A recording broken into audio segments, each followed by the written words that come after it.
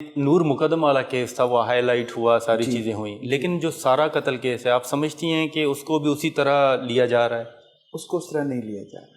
اس کی اور وجہ میں پھر کہوں گی کہ کیونکہ اس کے والدین اس ملک میں نہیں ہیں اور وہ فالو اپ ان کی طرف سے نہیں ہو رہا جو ایمبیسڈر مقدم اپنی بچی کے کیس کو فالو اپ دے رہے ہیں۔ دیکھیے نیشنل کمیشن تو اتنا سا ایک ادارہ ہے، جی میڈیا بھی بہت سپورٹ کرتی ہے، میں کہتی ہوں میڈیا کا کمال ہے، ورنہ تو یہ کچھ ہو ہی نہ اس ملک میں انصاف۔ لیکن صرف میڈیا اور صرف نیشنل کمیشن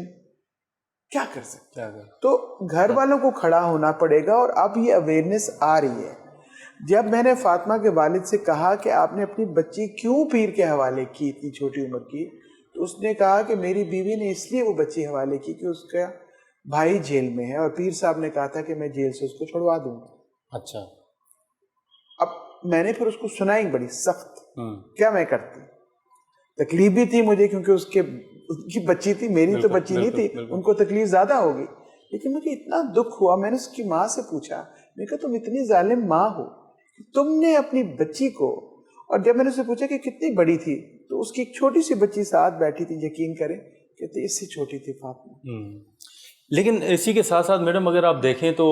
اسلام آباد میں F9 میں ایک ریپ کا واقعہ پیش آیا، پھر ٹریل 3 پہ ایک واقعہ پیش آیا، اسی کے ساتھ ساتھ آپ ٹریل 3 والے واقعے کی اگر بعد میں کہانی دیکھیں یا حقائق دیکھیں تو وہ کچھ اور تھے بالکل جو پولیس نے کہا۔ تو آپ سمجھتے ہیں کہ یہ جو ریپ کے کیسز ہیں ان کو روکا کیسے جائے؟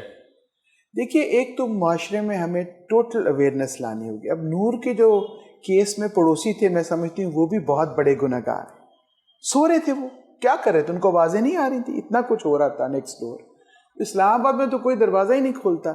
اگر کوئی رستے میں پڑے ہوئے کسی کو مرے ہوئے شخص کو دیکھے تو کوئی لاش اٹھانے کے لیے تیار نہیں ہے۔ میں نے ایک ہیلپ لائن پہ فون کیا اور میں نے کہا ٹیسٹ کیس کر رہی تھی، تو میں نے کہا تو مجھے آگے سے پولیس کہتی ہے کہ میڈم آپ کو پتہ ہے آپ کو بھی گواہیاں دینے پڑیں گی، آپ کو کیا تکلیف ہے؟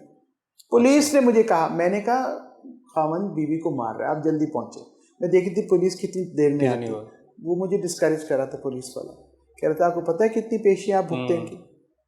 تو بات یہ ہے کہ معاشرے میں ایک تو مائنڈ سیٹ بن گیا ہے، دوسرا یہ کہ جو ہم گھریلو ملازمین رکھتے ہیں، چھوٹی چھوٹی بچیوں کو ہم اپنے پاس امپلائمنٹ کے لیے لاتے ہیں، اس کے خلاف ایک بھرپور کیمپین ہونی چاہیے۔ وہ تو بل بھی منظور ہو چکا ہے لیکن اس کے باوجود قوانین تو ایسے ہیں ہمارے پاس کہ the best set of pro women legislation exists in Pakistan, اور مجھے فخر ہے، لیکن عمل درآمد نہیں ہے۔ اب دیکھیے ہم نے تو جو ویمن رائٹس ایکٹیوسٹ ہیں زندگیاں دے دی، ہم نے اپنی ریزرو سیٹ فار ویمن بھی کرا دی، آپ کو ہم نے